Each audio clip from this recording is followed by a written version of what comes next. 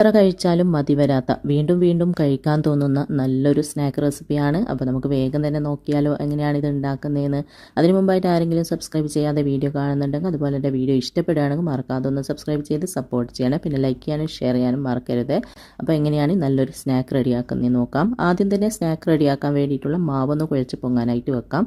അതിന് വേണ്ടിയിട്ട് ഇതുപോലൊരു ബൗളിലേക്ക് 2.5 കപ്പ് മൈദപ്പൊടിയാണ് ഇട്ട് കൊടുക്കുന്നത്. 150 ml കപ്പിന് 2.5 കപ്പ് മൈദയാണ് എടുത്തത്. ഇനി ഇതിലേക്ക് 1 ടേബിൾ സ്പൂണോളം പഞ്ചസാര, ആവശ്യത്തിനുള്ള ഉപ്പ്, 1 ടേബിൾ സ്പൂണോളം ഇൻസ്റ്റന്റ് ഈസ്റ്റും കൂടെ ചേർത്തിട്ട് നന്നായിട്ടൊന്ന് മിക്സ് ആക്കിയതിന് ശേഷം ഒരു മുട്ട കൂടെ പൊട്ടിച്ചൊഴിച്ചിട്ട് വീണ്ടും നന്നായിട്ടൊന്ന് മിക്സ് ആക്കി കൊടുക്കുക.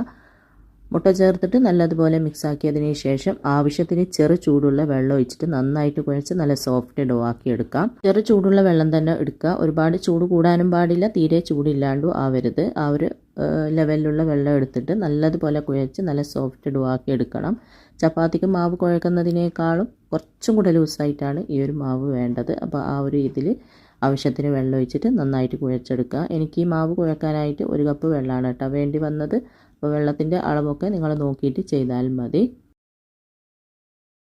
മാവെല്ലാം ഒന്ന് കൂട്ടിക്കുഴച്ചതിന് ശേഷം ഇതുപോലെ കയ്യിൽ നന്നായിട്ട് ഒട്ടിപ്പിടിക്കുന്ന ആ ഒരു പരുവത്തിലാവുന്ന സമയത്ത് 2 ടേബിൾ സ്പൂണോളം ഓയിലും കൂടെ ചേർത്തിട്ട് വീണ്ടും നന്നായിട്ട് കുഴച്ച് കൊടുക്കുക. അങ്ങനെയാകുമ്പോൾ ഒട്ടിപ്പിടിക്കുന്നതിനുള്ള പ്രശ്നം പോയി കിട്ടിക്കോളും. അപ്പോൾ ഓയിലും കൂടെ ചേർത്തിട്ട് നന്നായിട്ട് കുഴച്ച് നല്ല സോഫ്റ്റ് ഡോ ആക്കി എടുത്തിട്ടുണ്ട്. ഈ ഒരു രീതിയിലാണ് മാവ് കുഴച്ചെടുക്കേണ്ടത്. അത്യാവശ്യം നല്ലതുപോലെ തന്നെ കുഴച്ച് നല്ല സോഫ്റ്റ് ഡോ ആക്കി എടുക്കണം കേട്ടോ. എന്നാലാണ് നല്ല ബന്ന് നമുക്ക് ഉണ്ടാക്കിയെടുക്കാൻ പറ്റുകയുള്ളൂ. അപ്പോൾ ഇതുപോലെ കുഴച്ചതിന് ശേഷം ഇതിൻ്റെ മുകളിലായിട്ട് 1 ടീസ്പൂണോളം ഓയിലും കൂടെ ഒഴിച്ചിട്ട് നന്നായിട്ടൊന്ന് എല്ലാ ഭാഗത്തും എത്തുന്ന രീതിയിൽ സ്പ്രെഡാക്കി കൊടുത്തതിന് ശേഷം ഒന്ന് കവർ ചെയ്ത് പൊങ്ങി ഡബിൾ സൈസായി വരാനായിട്ട് മാറ്റി വെക്കാം. 1.5 മണിക്കൂർ കൊണ്ട് പൊങ്ങി ഡബിൾ സൈസായി വന്നോളും. ചൂടുള്ള സ്ഥലത്തൊക്കെ ആണെങ്കിൽ പെട്ടെന്ന് തന്നെ 1/4 മണിക്കൂർ 1 മണിക്കൂറിനുള്ളിൽ തന്നെ പൊങ്ങി കിട്ടും. തണുപ്പുള്ള സ്ഥലത്തൊക്കെ ആണെങ്കിൽ 1.5-2 മണിക്കൂറൊക്കെ ആവും. മാവ് പൊങ്ങി വരുന്ന സമയം കൊണ്ട് നമുക്ക് ഫില്ലിംഗ് ഒക്കെ റെഡിയാക്കി എടുക്കാം. ആദ്യം തന്നെ ചിക്കൻ ഒന്ന് മാരിനേറ്റ് ചെയ്ത് വെക്കാം. അതിന് വേണ്ടിയിട്ട് 250 ഗ്രാം ബോൺലെസ് ചിക്കൻ ഇതുപോലെ ചെറിയ കഷ്ണങ്ങളാക്കിയിട്ട് നന്നായിട്ട് കഴുകി വെള്ളമൊക്കെ കളഞ്ഞെടുത്തിട്ടുണ്ട്. അതിലേക്ക് 1 ടീസ്പൂൺ ഇഞ്ചി വെളുത്തുള്ളി പേസ്റ്റ്, 2 ടീസ്പൂൺ കാശ്മീരി മുളക് പൊടി, 1/2 ടീസ്പൂൺ ഗരം മസാല, 1/2 ടീസ്പൂൺ കുരുമുളകിൻ്റെ പൊടി, കുറച്ച് ലെമൺ പിഴിഞ്ഞ് കൊടുക്കുക, ആവശ്യത്തിനുള്ള ഉപ്പിട്ട് കൊടുക്കുക, 3 ടീസ്പൂൺ കോൺഫ്ലോർ, 1 മുട്ട ബീറ്റ് ചെയ്തിട്ട് അതിൻ്റെ പകുതി ഒഴിച്ചു കൊടുക്കുക. കുറച്ചല്ലേ ചിക്കനുള്ളൂ, അപ്പോൾ പകുതി ഒഴിച്ചു കൊടുത്തിട്ട് നന്നായിട്ടൊന്ന് മിക്സ് ആക്കി കൊടുക്കാം. അപ്പോൾ ചിക്കനെല്ലാം നല്ലതുപോലെ മിക്സ് ആക്കി കൊടുത്തിട്ടുണ്ട്. ഇനി നമുക്കിതൊരു 10-15 മിനിറ്റോളം റെസ്റ്റ് ചെയ്യാനായിട്ട് വെച്ചതിന് ശേഷം ഫ്രൈ ആക്കി എടുക്കാം. അപ്പോൾ 15 മിനിറ്റിന് ശേഷം ഞാൻ ചിക്കൻ ഒന്ന് ഫ്രൈ ആക്കി എടുക്കുന്നുണ്ട്. അതിന് വേണ്ടിയിട്ട് ഇതുപോലെ ഒരു പാൻ അടുപ്പിൽ വെച്ച് ചൂടാക്കിയിട്ടുണ്ട്. അതിലേക്ക് ഒരു 3 ടേബിൾ സ്പൂണോളം ഓയിൽ ഒഴിച്ച് കൊടുക്കുക. ഓയിലൊന്ന് ചൂടായി വരുമ്പോൾ ഇതിലേക്ക് മാരിനേറ്റ് ചെയ്ത് വെച്ച ചിക്കൻ ഇട്ടിട്ട് മിക്സ് ചെയ്തിട്ട് ഒന്ന് ഫ്രൈ ആക്കി എടുക്കാം. ചെറിയ ചെറിയ പീസ് ആയതുകൊണ്ട് തന്നെ മറിച്ചിട്ട് കൊടുക്കാൻ ബുദ്ധിമുട്ടായിരിക്കും. അതുകൊണ്ട് മിക്സ് ആക്കിയിട്ട് തീ ഒരു മീഡിയം ഫ്ലെയിമിൽ വെച്ചിട്ട് മിക്സ് ആക്കി ഇത് ഫ്രൈ ആക്കി എടുത്താൽ മതി. ഇതിന് ചില്ലി ചിക്കൻ മസാലയാണ് കേട്ടോ റെഡിയാക്കുന്നത്. നിങ്ങൾക്ക് ഇഷ്ടമുള്ള മസാല റെഡിയാക്കി എടുക്കാം. പക്ഷേങ്കിൽ ചില്ലി ചിക്കൻ മസാല അടിപൊളി രുചിയാണ്. ചിക്കനെല്ലാം മിക്സ് ചെയ്ത് ഇതുപോലെ അത്യാവശ്യം ഒന്ന് ഫ്രൈ ആയി വന്നിട്ടുണ്ട്. ഈ ഒരു രീതിയിൽ ഫ്രൈ ആയി വരുമ്പോൾ ഇതിലേക്ക് ഒരു 3-4 അല്ലി വെളുത്തുള്ളി ചെറുതായിട്ട് കട്ട് ചെയ്തതും ഒരു ചെറിയ കഷ്ണം ഇഞ്ചി ചെറുതായിട്ട് കട്ട് ചെയ്തതും കൂടെ ചേർത്ത് കൊടുക്കാം. ചെറിയ വെളുത്തുള്ളി ആയതുകൊണ്ടാണ് 3 എടുത്തിന്, വലുതാണെങ്കിൽ 1 എടുത്താൽ മതി. എന്നിട്ട് നല്ലതുപോലെ ഒന്ന് മിക്സ് ആക്കി കൊടുക്കുക. ആ ഒരു ഇഞ്ചി വെളുത്തുള്ളി അതിൽ കിടന്നിട്ട് ചെറുതായിട്ടൊന്ന് ഫ്രൈ ആയി വരുമ്പോൾ ഇതിലേക്ക് ഒരു വലിയ സവാള ചെറുതായിട്ട് കട്ട് ചെയ്തത്, ഒരു ചെറിയ കഷ്ണം ക്യാപ്സിക്കം കട്ട് ചെയ്തത്, പിന്നെ ഒരു 2-3 പച്ചമുളക് ചെറുതായിട്ട് കട്ട് ചെയ്തതും കൂടെ ഇട്ട് കൊടുക്കാം. ചെറിയ സവാളയാണെങ്കിൽ 2 എടുക്കുക. എന്നിട്ട് എല്ലാം കൂടി നന്നായിട്ടൊന്ന് മിക്സ് ആക്കി കൊടുക്കുക. സവാളയും ക്യാപ്സിക്കവും ചേർത്തിട്ട് നല്ലതുപോലെ മിക്സ് ആക്കി കൊടുത്തതിന് ശേഷം ഇതിലേക്ക് 1.5 ടേബിൾ സ്പൂണോളം സോയാ സോസും 1.5 ടേബിൾ സ്പൂണോളം ചില്ലി ഗാർലിക് സോസും ചേർത്ത് കൊടുക്കാം. ചില്ലി ഗാർലിക് സോസ് കയ്യിൽ ഉണ്ടെങ്കിൽ ചേർത്ത് കൊടുക്കുക, ഇല്ലെങ്കിൽ കെച്ചപ്പ് ചേർത്ത് കൊടുത്താലും മതി. എന്നിട്ട് വീണ്ടും നല്ലതുപോലെ ഒന്ന് മിക്സ് ആക്കി കൊടുക്കുക. മിക്സ് ആക്കി കൊടുത്തതിന് ശേഷം ഇതിലേക്ക് കുറച്ച് സ്പ്രിംഗ് ഓണിയൻ കട്ട് ചെയ്തതും കൂടെ ചേർത്തിട്ട് വീണ്ടും നന്നായിട്ടൊന്ന് മിക്സ് ആക്കി കൊടുക്കുക. അങ്ങനെ നമ്മുടെ നല്ല ടേസ്റ്റി ആയിട്ടുള്ള ചില്ലി ചിക്കൻ മസാല ഇവിടെ റെഡി ആയിട്ടുണ്ട്. ഇനി അടുപ്പ് ഓഫ് ആക്കിയതിന് ശേഷം നമുക്കിതൊന്ന് മാറ്റി വെക്കാം. അപ്പോഴത്തേക്ക് നമ്മൾ കുഴച്ച് വെച്ച മാവെല്ലാം പൊങ്ങി ഡബിൾ സൈസായി വന്നിട്ടുണ്ട്. ഈ ഒരു രീതിയിൽ നന്നായിട്ട് പൊങ്ങി വരുന്ന സമയത്ത് നമുക്കിതിൻ്റെ പ്ലാസ്റ്റിക് റാപ്പൊക്കെ ഒന്ന് മാറ്റിയതിന് ശേഷം ചെറുതായിട്ടൊന്ന് കുഴച്ച് കൊടുക്കാം. ചെറുതായിട്ടൊന്ന് കുഴച്ചതിന് ശേഷം നമുക്കിതിൽ നിന്ന് കുറച്ചായിട്ട് മാവ് എടുത്തിട്ട് ഒന്ന് ഉരുട്ടിയെടുക്കാം. അപ്പോൾ എടുക്കുന്ന സമയത്ത് കയ്യിൽ ഒട്ടിപ്പിടിക്കുന്നുണ്ടെങ്കിൽ ഇതിപ്പോൾ ഒന്ന് ഒട്ടിപ്പിടിക്കുന്നുണ്ട്. അപ്പോൾ ഞാൻ കയ്യിൽ കുറച്ച് മൈദ ഒന്ന് തൂക്കി കൊടുക്കുന്നുണ്ട്. പിന്നെ ആ മാവിൻ്റെ മുകളിലും കുറച്ച് മൈദ ആക്കി കൊടുക്കുന്നുണ്ട്. അങ്ങനെയാകുമ്പോൾ നമുക്ക് പെട്ടെന്ന് എടുക്കാനായിട്ട് പറ്റും. എന്നിട്ട് കുറച്ചായിട്ട് മാവ് എടുത്തിട്ട് ഇതുപോലെ ഒന്ന് ഉരുട്ടി ഷേപ്പാക്കി കൊടുക്കാം. ഈ ഒരു ഷേപ്പിലാണ് ആക്കിയെടുക്കുന്നത്. നിങ്ങൾക്ക് ഇഷ്ടമുള്ള ഷേപ്പിൽ ആക്കിയെടുക്കാം. ഇത് നല്ലൊരു സമൂൻ ബന്നുണ്ടല്ലോ, ആ ഒരു രീതിയിലായിരിക്കും ഉണ്ടാവുക ഫ്രൈ എല്ലാം ചെയ്ത് കഴിയുമ്പോൾ. അപ്പോൾ നിങ്ങൾക്ക് എങ്ങനെയാണോ ഇഷ്ടം അതുപോലെ ആക്കിയെടുത്താൽ മതി. ഉരുളകളാക്കിയിട്ട് ബന്നിൻ്റെ ഷേപ്പിൽ വേണമെങ്കിൽ അങ്ങനെയും ആക്കിയെടുക്കാം. അപ്പോൾ അത് നിങ്ങളുടെ ഇഷ്ടത്തിനനുസരിച്ച് ചെയ്തെടുക്കുക. ഞാനിതാ ഈ ഒരു രീതിയിലാണ് ആക്കിയെടുത്തത്. ഇനി നമുക്ക് ഇതൊരു പ്ലേറ്റിലേക്ക് മാറ്റാം. അപ്പോൾ കുറച്ച് മൈദ തൂക്കി കൊടുത്തതിന് ശേഷം ഇതുപോലെ വെച്ച് കൊടുക്കുക. അതിനുശേഷം ബാക്കിയുള്ളത് മുഴുവനും ഇതുപോലെ റെഡിയാക്കി എടുക്കാം. കുറച്ച് മാവ് എടുക്കുക, എന്നിട്ട് ഉരുട്ടിയതിന് ശേഷം ഇതുപോലെ ഷേപ്പാക്കി എടുക്കുക.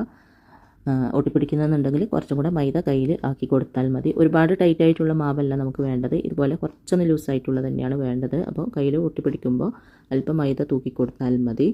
എന്നിട്ട് ഇതുപോലെ ഒന്ന് ഷേപ്പാക്കി കൊടുക്കുക. അങ്ങനെ എല്ലാം ഇതുപോലെ ചെയ്തെടുക്കാം.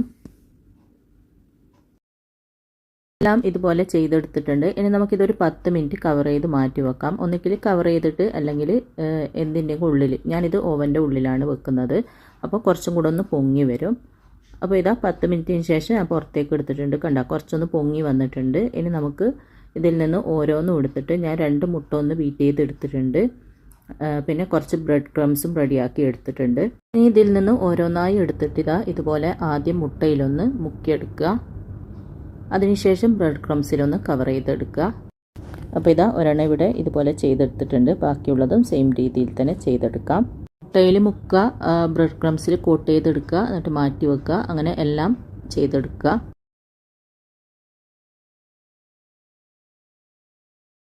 എല്ലാം ഇതുപോലെ റെഡിയാക്കി എടുത്തിട്ടുണ്ട്. നമുക്ക് 15 ബന്ന് റെഡിയാക്കേണ്ട ഇതാണ് കേട്ടോ. കിട്ടീന് 2.5 കപ്പ് മാവ് കൊണ്ട് ഇനി നമുക്കിതൊന്ന് ഫ്രൈ ആക്കി എടുക്കണം. അതിന് വേണ്ടിയിട്ട് ഞാനൊരു ചട്ടിയിൽ കുറച്ച് ഓയിൽ ഒഴിച്ചിട്ടൊന്ന് ചൂടാക്കി എടുത്തിട്ടുണ്ട്. അതിലേക്ക് നമ്മൾ റെഡിയാക്കിയ ഓരോ ബന്നും ഇട്ട് കൊടുക്കാം. പിന്നെ നമ്മൾ എണ്ണയിൽ ഇട്ട് കൊടുക്കുമ്പോൾ ആദ്യം റെഡിയാക്കിയത് ആദ്യം ഇട്ട് കൊടുക്കാം കേട്ടോ. അപ്പോൾ അത് കുറച്ചൊന്നിങ്ങനെ പൊങ്ങി വരും. ഒരു 5-10 മിനിറ്റെല്ലാം വെക്കുമ്പോഴത്തേക്ക് ഇങ്ങനെ പൊങ്ങി വരും. ആദ്യം നമ്മൾ വെച്ചത് ആ ഒരു ടൈം ആവുമല്ലോ ബാക്കിയുള്ളത് റെഡിയാക്കുമ്പോഴത്തേക്ക്, അതാണ് ഇട്ട് കൊടുക്കേണ്ടത്. എന്നിട്ട് തീ ഒരു മീഡിയം ഫ്ലെയിമിൽ വെച്ചിട്ട് തിരിച്ചു മറിച്ചു വിട്ടിട്ട് ഇത് ഒരു ഗോൾഡൻ ബ്രൗൺ കളറാകുന്നത് വരെ ഫ്രൈ ആക്കി എടുക്കാം. ചെറിയ തീയിൽ വെച്ചാൽ മതി, അല്ലെങ്കിൽ പെട്ടെന്ന് മുകൾ ഭാഗം റെഡിയാവും, ഉള്ളു വെന്ത് കിട്ടൂല. അതുകൊണ്ട് ഒരു 3-4 പ്രാവശ്യം തിരിച്ചു മറിച്ചു വിട്ടിട്ട് ചെറിയ തീയിൽ വെച്ചിട്ട് നന്നായിട്ട് ഫ്രൈ ആക്കി എടുക്കുക. അപ്പോൾ ഇതാ ഇതുപോലെ നല്ലൊരു ഗോൾഡൻ ബ്രൗൺ കളറെല്ലാം ആയി വന്നിട്ടുണ്ട്. ഇനി നമുക്കിത് എണ്ണയിൽ നിന്ന് കോരി മാറ്റാം. എന്നിട്ട് ബാക്കിയുള്ളത് സെയിം രീതിയിൽ തന്നെ ഫ്രൈ ആക്കി എടുക്കാം.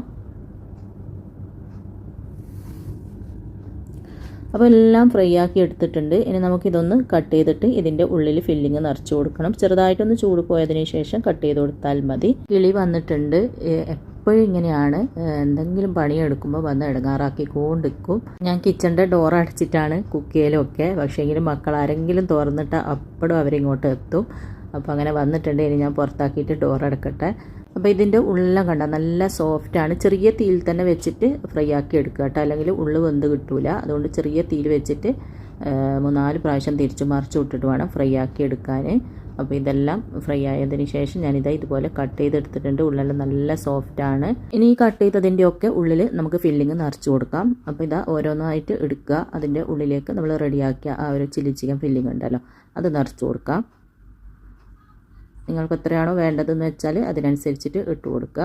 വേണമെങ്കിൽ സോസെല്ലാം സ്പ്രെഡ് ചെയ്ത് കൊടുക്കാം കേട്ടോ. പിന്നെ സോസിൻ്റെ ഒന്നും ആവശ്യമില്ല, അതുകൊണ്ടാണ് ഞാൻ സോസ് സ്പ്രെഡ് ചെയ്ത് കൊടുക്കാൻ. അല്ലെങ്കിൽ കഴിക്കുന്ന സമയത്ത് അതിൻ്റെ മുകളിൽ സോസ് ഒഴിച്ചിട്ട് കഴിച്ചാലും മതി. അല്ലെങ്കിൽ അടിയിൽ ഒന്ന് സ്പ്രെഡാക്കിയതിന് ശേഷം ഫില്ലിങ് ഇട്ട് കൊടുക്കുക. ഞാൻ സോസൊന്നും ചേർത്തിട്ടില്ല, അല്ലാതെ തന്നെ അടിപൊളി രുചിയാണ്. അതുകൊണ്ട് സോസിൻ്റെ ഒന്നും ആവശ്യമില്ല. അങ്ങനെ ഇതുപോലെ എല്ലാത്തിലേക്കും ഫില്ലിങ് നിറച്ച് കൊടുക്കുക. അങ്ങനെ എല്ലാത്തിലേക്കും ഫില്ലിങ്ങെല്ലാം നിറച്ച് ഇതുപോലെ സെർവിങ് പ്ലേറ്റിലേക്ക് മാറ്റിയിട്ടുണ്ട്. എല്ലാവരും ഉണ്ടാക്കി നോക്കുക. അടിപൊളി രുചിയിലുള്ള നല്ലൊരു സ്നാക്ക് റെസിപ്പിയാണ്. എല്ലാവർക്കും ഇഷ്ടപ്പെടും. എല്ലാവർക്കും ഇഷ്ടപ്പെട്ടാൽ മറക്കാതെ ലൈക്ക് ചെയ്യുക, ഷെയർ ചെയ്യുക, സബ്സ്ക്രൈബ് ചെയ്യാത്തവർ സബ്സ്ക്രൈബ് ചെയ്യുക. അപ്പോൾ ഇൻഷാ അല്ലാഹ് അടുത്ത പുതിയ നല്ല റെസിപ്പിയുമായിട്ട് നമുക്ക് വീണ്ടും കാണാം.